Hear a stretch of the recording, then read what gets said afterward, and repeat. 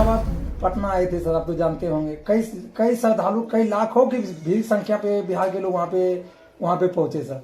लेकिन संतोष रेणु यादव ने बहुत गाली गलौज किया, बगैसरा सब बोल दिया उनको सर। वो सभी जाति के लोगों से प्यार करते हैं। रहा बात कोई उसे पर्सनल अगर कोई बोलता है अगर उनके जाति पर, तो भाई कोई भी व्यक्ति का एक व्यक्तिगत सोच होता है।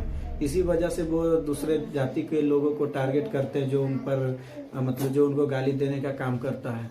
ऐसे संतोष रेणु यादव जी गलत नहीं है, वो अच्छे इंसान है। संतोष रेणु यादव जी जो हैं वो एक अच्छे कलाकार हैं, इसमें कोई दो मत की बात नहीं है।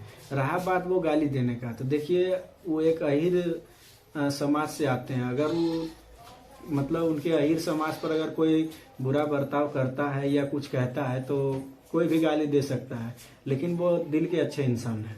उनका गाना भी आप सुनते होंगे सर? हाँ, सुनते हैं, बहुत अच्छा लगता है। तो उनको आप कलाकार मानते हैं सर कि गाली देने वाले कलाकार मानते हैं? हम उनको कलाकार के साथ साथ उसको एक समाज सेवी मानते हैं, क्योंकि वो समाज के प्रति बहुत अच्छा काम करते हैं। जहाँ तहाँ जाकर लोगों को मदद करना, और जैसे मान लीजिए आप बोले यादव समाज में, यादव समाज से मतलब यादव समाज में वो जन्म लिए हैं, तो उसे अपने आप पर घमंड है कि हम यादव हैं। लेकिन जो उसे गाली देता है या उसके जाति के विरुद्ध में बोलता है, तो कोई भी अपने जाति को आगे रखने के लिए ये काम करता है।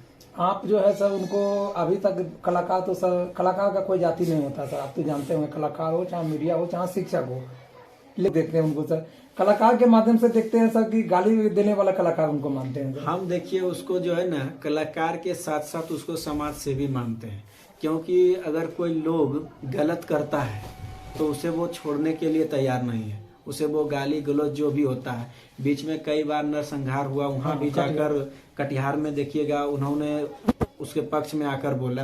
तो ऐसे लोग को गाली गलौज किया जाता है तो गलत नहीं है। धीरेन्द्र शास्त्री जी उनसे तो कभी नहीं मिले हैं, लेकिन अगर वो संतोष रेणु यादव जी उनको गाली गलौज किए हैं तो कहीं न कहीं उसका कुछ मैटर होगा जो उन्हें अच्छा नहीं लगा होगा। क्योंकि जब वो बिहार आए थे तो बिहार वाले को पगले भी बोल रहे थे, जबकि सब तो पागल हैं यहाँ नहीं, इसलिए उनको अच्छा नहीं लगा होगा उनका बिहेवियर। और कुछ झूठ ढंगबाज जैसा करते हैं, ये सब देखकर उन्होंने ऐसा काम किया। और दूसरी बात जो है उसमें कुछ राजनीतिक नजर आया, वो बीजेपी के नेता जो है उनका समर्थन में था, ये सब बातें था जिसके कारण वो बोल रहे होंगे। बागेश्वर बाबा का कितना बड़े संख्या में भीड़ पहुंचा था सर कि वहाँ पे जगह नहीं मिला। और बिहार में गाली देने वाला सिर्फ एक ही को था सर, संतोष रेणु यादव। एक बात आपको बता देते हैं, हवा तो हर जगह है, तो हम साइकिल के ट्यूब में नहीं भर सकते, हम जाते हैं उसके दुकान पर। उसी तरह से हर लोग है, उसे दिक्कत नहीं हुआ। और संतोष रेणु यादव जी को कहीं न कहीं दिक्कत हुआ, इसलिए वो बोले। तो संतोष रेणु यादव जी से सर अभी आप कभी मिले? अपना लखीसराय जिला कभी आया है सर? नहीं, वो तो अभी नहीं आया है, लेकिन हम लोग चाहेंगे उनसे मिलने का प्रयास कर रहे हैं। कहना सही है, जब से रेणु जी उनको गाली गलौज किए हैं या धमकाए, जब से देखिएगा आप मोहन ठाकुर जो है नजर भी नहीं आते, तो समझ रहे हैं उनका कुछ न कुछ प्रभाव है। और जैसे मान लीजिए किसी को आप दिन दहाड़े हत्या करिएगा, ये तो कोई जानवर नहीं है कि काटना शुरू कर दीजिएगा। तो वैसे व्यक्ति जो निसहाय है उसके लिए हमेशा तैयार रहते हैं। क्योंकि देखिएगा हम लोग जो है अहिर रेजिमेंट का भी मांग कर रहे हैं, समझे ना, ये भी एक जरूरी है। क्योंकि देखिए यादव एक ऐसा जाति है, अगर मान लीजिए इसके साथ कोई छल करता है तो उन्हें छोड़ने के लिए तैयार नहीं होता है, क्योंकि दूसरा लोगों में ऐसा नहीं है। यादव दिल के सच्चे होते हैं, ये धोखेबाज लोगों से हमेशा सतर्क रहते हैं, इसलिए उनके पीछे पड़ जाते हैं। आपके अपना व्यूज बढ़ाने के लिए कोई भी किसी को गाली दे रहा है, लेकिन जब उनका सामना उनसे हो जाएगा तो सब चीज उसको मालूम हो जाएगा कि रेणु यादव क्या है। लखीसराय जिला में तो उन्हीं के साथ तो कोई गलती नहीं किया सर, फिर भी यहाँ के लोग उनको गाली क्यों देता है? अगर मान लीजिए कि कहीं उनके साथ में कोई प्रॉब्लम है या कोई समस्या है तो आदमी के साथ होता है भाई चलिए, लेकिन लखीसराय जिला में तो अभी ने तो वो आए हैं, तो उनके साथ तो कोई प्रॉब्लम नहीं है, क्योंकि उनसे वो जलने लगा। क्योंकि देखिए रेणु यादव जी जो है अपने जाति को आगे बढ़ाने के लिए बहुत सारे काम कर रहे हैं, तो अदर कास्ट सोच रहा है कि अपना जाति को ही आगे ले जा रहा है, इसलिए उसे गाली दिया जाता है।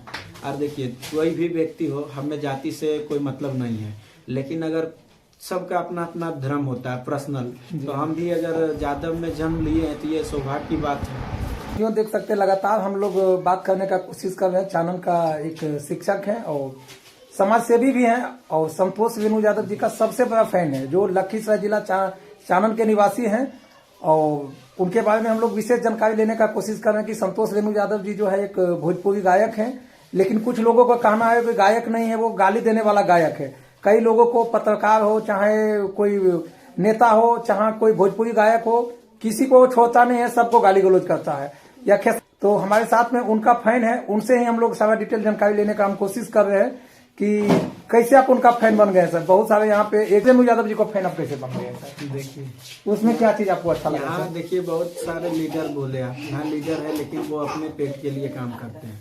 संतोष वेणु यादव, हमको लगता है जहाँ भी कोई घटना होता है, चाहे यादव समाज के हो या दूसरे समाज के हो, वहाँ पहुँच कर जो भी मतलब योगदान होता है वो करते हैं। और दूसरा बात ये है कि वो परिवार के साथ हमेशा खड़ी रहते हैं, यही चीज उसमें हमको अच्छा। पब्लिक प्लेटफॉर्म एक अभिनव सर है सर, वो बड़े पत्रकार है, उनको भी सर गाली गलौज किए हैं संतोष वेणु यादव। देखिए गाली गलौज करने का कारण है क्योंकि वो कभी मतलब जिसके यहाँ वो जाता है उसी के पक्ष में बोलता है।